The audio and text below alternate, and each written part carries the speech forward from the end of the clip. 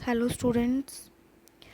आज की क्लास में हम आपके बुक का चैप्टर नंबर 6 पढ़ेंगे जिसका नाम है कंबशन एंड फ्लेम। आपको आपके स्क्रीन पे ये चैप्टर दिखाई दे रहा होगा आपकी बुक का ही। तो चलिए स्टार्ट करते हैं। सबसे पहले हमें ये पता होना चाहिए कि कंबशन होता क्या है। कंबशन का मतलब है कि जब हम एयर के प्रेजेंट में किसी भी चीज़ को बर्न करते हैं यानी कि जलाते हैं तो उसमें से लाइट और हीट का प्रोड्यूस होना कंबशन कहलाता है। चलिए हम स्टार्ट करते हैं चैप्टर को। We use different kinds of fuel for various purpose at home. हम अपने घरों में अलग अलग तरह के फ्यूल्स यानी कि ईंधन यूज़ करते हैं अलग अलग कामों के लिए। In industry and for running automobiles, हम इंडस्ट्रीज़ में भी फैक्ट्रीज में भी फ्यूल्स का यूज़ करते हैं और ऑटोमोबाइल्स यानी कि गाड़ियों को चलाने के लिए भी फ्यूल का यूज़ किया जाता है। Can you name a few fuels used in our homes? क्या आप कुछ फ्यूल्स का नाम बता सकते हैं जो हमारे घरों में यूज़ होती है? कौन कौन सी फ्यूल्स हमारे घरों में यूज़ होती है? वुड, लकड़ी, एलपीजी गैस जो हम गैस यूज़ करते हैं अपने खाना बनाने के लिए। व्हीकल्स में कौन से फ्यूल्स यूज़ होते हैं? Diesel, petrol. इस तरह से गांव में कौन सा फ्यूल यूज़ होता है? Cow dung. Name of few fuels used in trade and industry.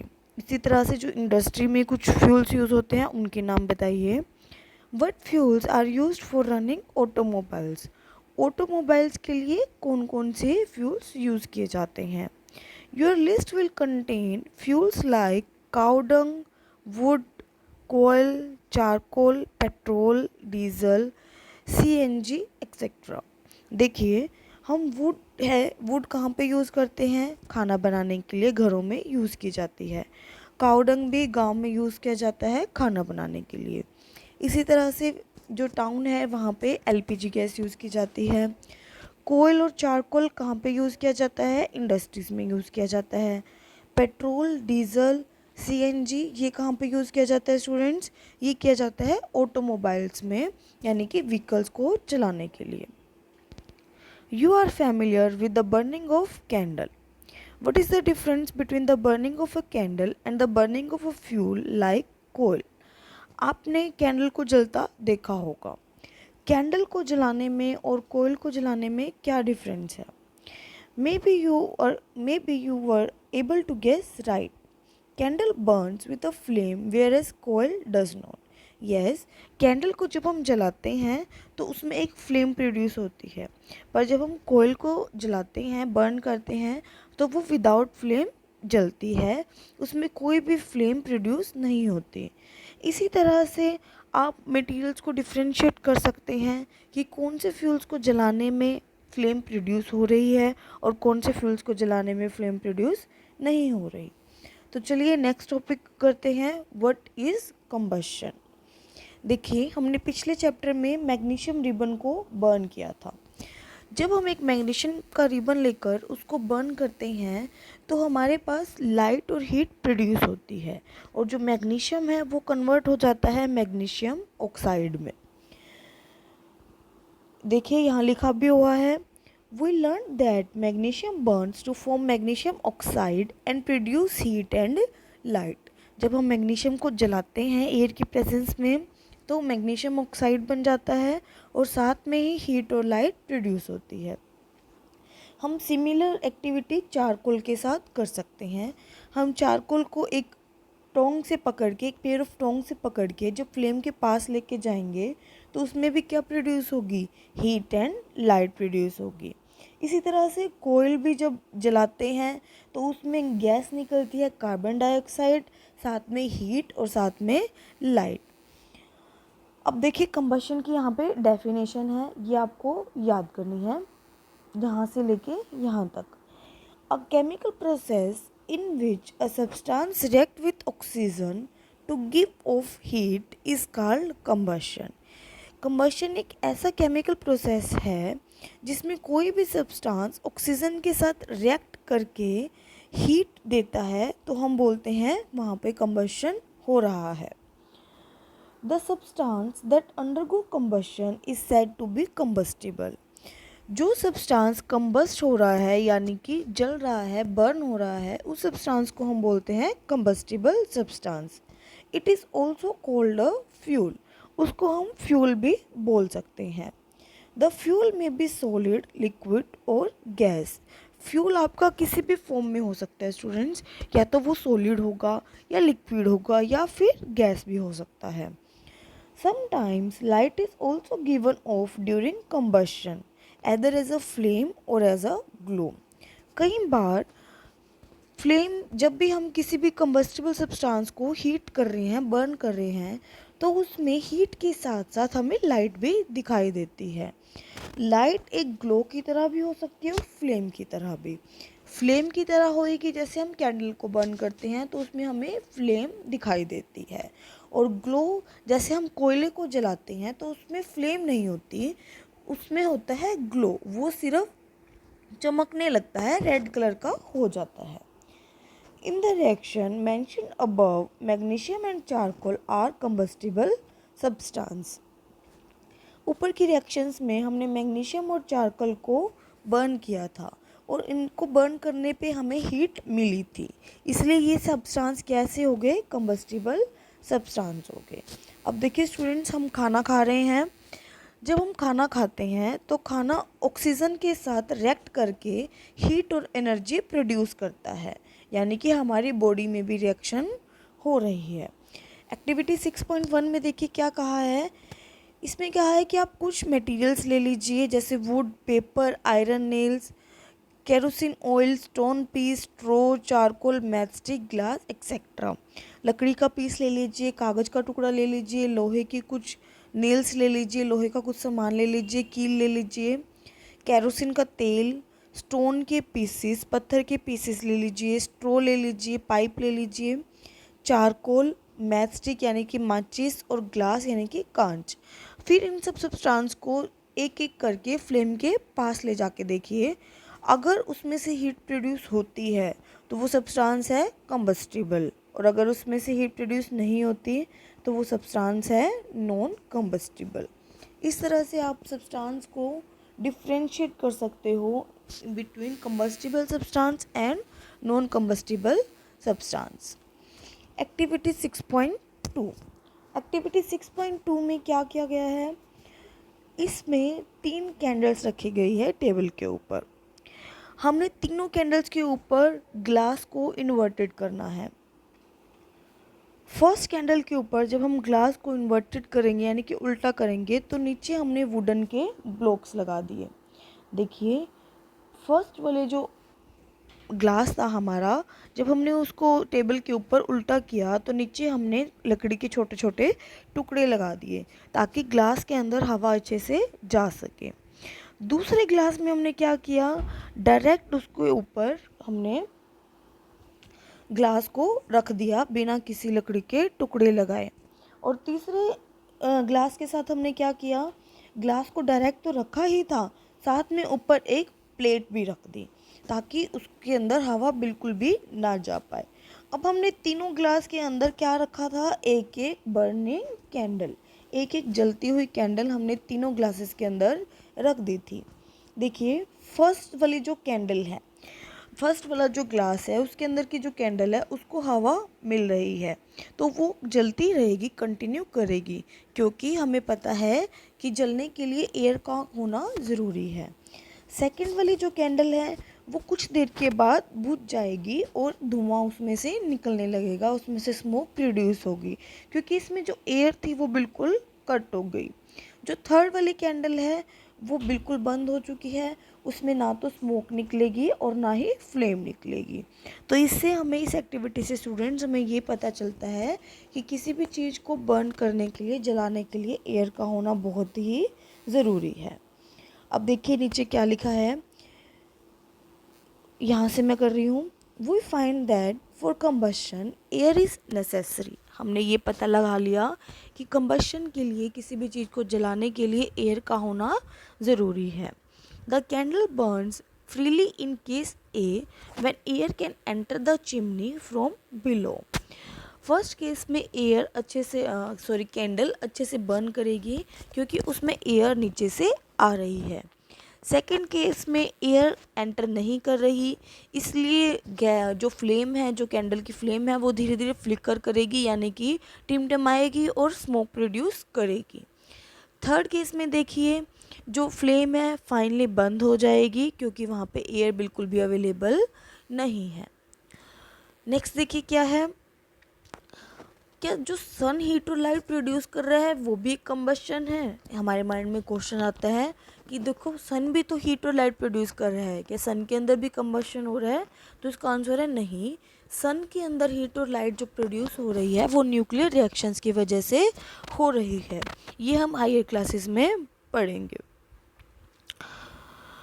आपने देखा होगा कि अगर किसी भी पर्सन को आग पकड़ लेती है, उसके कपड़ों की आग लग जाती है, तो उसको कंबल से ढक दिया जाता है आग से बचाने के लिए, आग को बुझाने के लिए किसी गर्म कपड़े से, कंबल से या किसी भी मोटे कपड़े से उसको कवर कर दिया जाता है। ऐसा क्यों किया जाता है?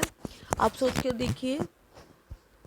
यस, ऐसा इसलिए किया जाता है ताकि एयर की सप्लाई को कट किया जा सके। हमें पता है कि कंबशन के लिए, आग लगाने के लिए एयर का होना ज़रूरी है।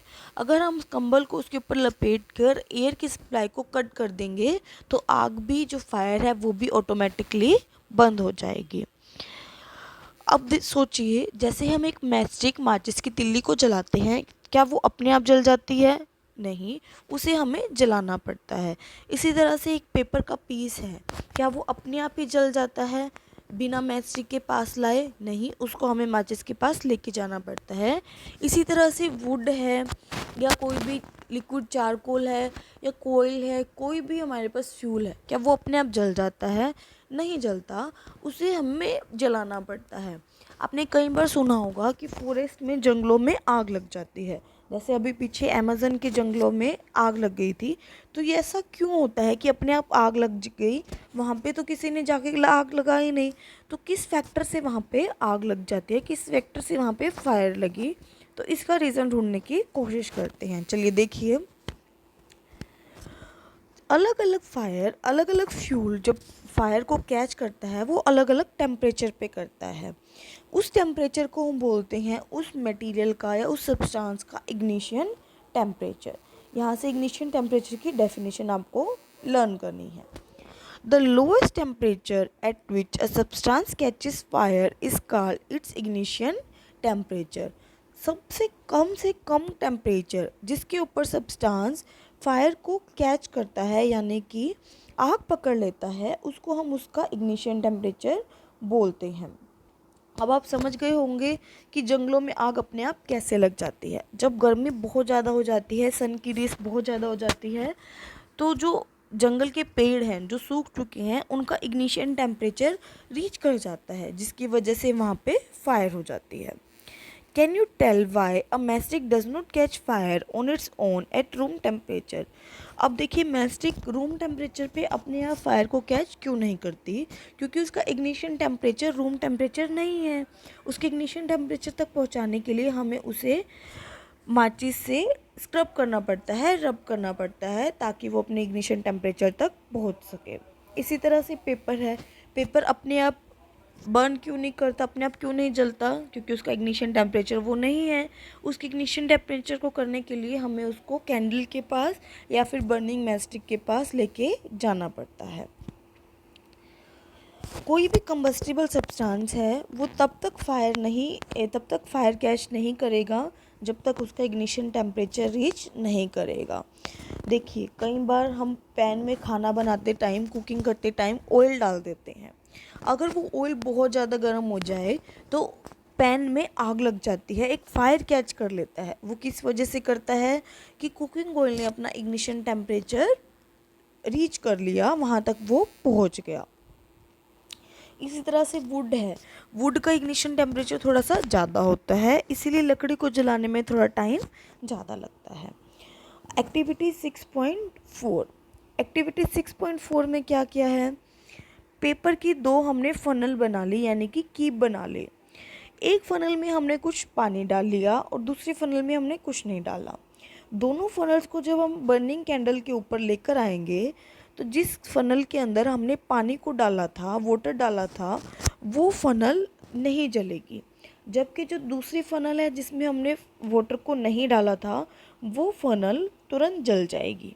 दोनों में क्या डिफरेंस है, एक में वाटर है कागज़ के अंदर, एक में वाटर नहीं है। तो वाटर ने क्या किया, पेपर के इग्निशन टेम्परेचर तक पहुंचने में उसको स्लो कर दिया, क्योंकि वाटर का इग्निशन टेम्परेचर ज़्यादा है तो उसने पेपर के इग्निशन टेम्परेचर को कम कर दिया, यानी कि पेपर को जलने में जो टाइम लगा है वो वाटर की वजह से लगा है। कई बार जब हम उसको और हीट देते रहेंगे तो वाटर बॉयल करने लगेगा और बहुत टाइम के बाद वो पेपर बर्न होना स्टार्ट करेगा। अब देखिए केरोसिन ऑयल और वुड का एग्जांपल हम लेते हैं। आप यहाँ से पढ़ सकते हैं स्टूडेंट्स, आपकी बुक में ये देखिए, आपने एक तो कंबस्टिबल सब्सटेंस ले लिया केरोसिन ऑयल और दूसरा कंबस्टिबल सब्सटेंस कौन सा ले लिया, वुड ले लिया। अब दोनों को हम बर्न करना चाह रहे हैं, जलाना चाह रहे हैं, तो दोनों में से कौन सा जल्दी जलेगा, यस केरोसिन ऑयल। इसका मतलब केरोसिन ऑयल का जो इग्निशन टेम्परेचर है वो वुड के टेम्परेचर से कम है, तभी वो जल्दी जल रहा है। जिसका इग्निशन टेम्परेचर कम होगा वो जल्दी बर्न हो जाएगा। इसका मतलब जब हम केरोसिन ऑयल को स्टोर करके रखते हैं, यानी कि जमा करके रखते हैं अपने घरों में, तो उसको जमा करते समय हमें ख़ास सावधानी यूज़ करनी चाहिए, बरतनी चाहिए, क्योंकि अगर उसने थोड़ा सा भी हीट ज़्यादा हो गई तो केरोसिन ऑयल में आग लगने का डर रहता है, खतरा रहता है। नेक्स्ट देखिए, if we continue heating the cup we can even boil water in the water cup. ये मैं आपको बता चुकी हूँ कि अगर हम जो हमने पेपर का कप बनाया था जिसमें हमने पानी डाला था उसको कंटिन्यू हीट करते रहेंगे तो जो पानी है वो बॉयल करना भी स्टार्ट कर सकता है। The heat supply to the paper cup is transfer to water by conduction. जो हमने पेपर कप को हीट सप्लाई की थी वो वाटर को ट्रांसफ़र हो रही है बाय कंडक्शन। कंडक्शन एक प्रोसेस है जिसमें एक सब्सटेंस से दूसरे सब्सटेंस में हीट ट्रांसफ़र हो जाती है। So in the presence of water the ignition temperature of the paper is not reached. इसीलिए वाटर के प्रेजेंस में पेपर का इग्निशन टेम्परेचर नहीं पहुंचा, इसलिए वो बर्न नहीं हुआ। The substance which have very low ignition temperature and can easily catch fire with a flame is called inflammable substance। यहाँ से स्टूडेंट्स आपको inflammable substance की डेफिनेशन याद करनी है। समझिए इस डेफिनेशन को क्या कह रहा है। वो सब्सटेंस जिनका इग्निशन टेम्परेचर बहुत कम होता है और जो बहुत जल्दी आग को पकड़ लेते हैं उनको हम बोलते हैं inflammable substance. The substance which have very low ignition temperature and can easily catch fire with a flame are called inflammable substance। देखिए दोबारा रिपीट कर रही हूँ, वो सब्सटेंस जो बहुत जल्दी आग को पकड़ लेते हैं और जिनका इग्निशन टेम्परेचर बहुत कम होता है उनको हम इन्फ्लामेबल सब्सटेंस बोलते हैं। कुछ इन्फ्लामेबल सब्सटेंस के एग्जांपल्स आपको यहाँ से याद करने हैं स्टूडेंट्स। ये कौन कौन से इन्फ्लामेबल सब्सटेंस के एग्जांपल्स, पेट्रोल जो गाड़ियों में डलता है, अल्कोहल यानी कि शराब, एलपीजी लिक्विफाइड पेट्रोलियम गैस इसकी फुल फॉर्म है जो हम यूज़ कर रहे हैं। इस तरह से आप और भी सब्सटेंस ढूंढ सकते हैं जो कि इन्फ्लामेबल हो। चलिए स्टूडेंट्स, इस वीडियो में हम इतना ही करेंगे। अगला टॉपिक हम नेक्स्ट वीडियो में करेंगे। यहाँ तक आपको इस बुक में से अच्छे से पढ़ना है और इसे समझना है।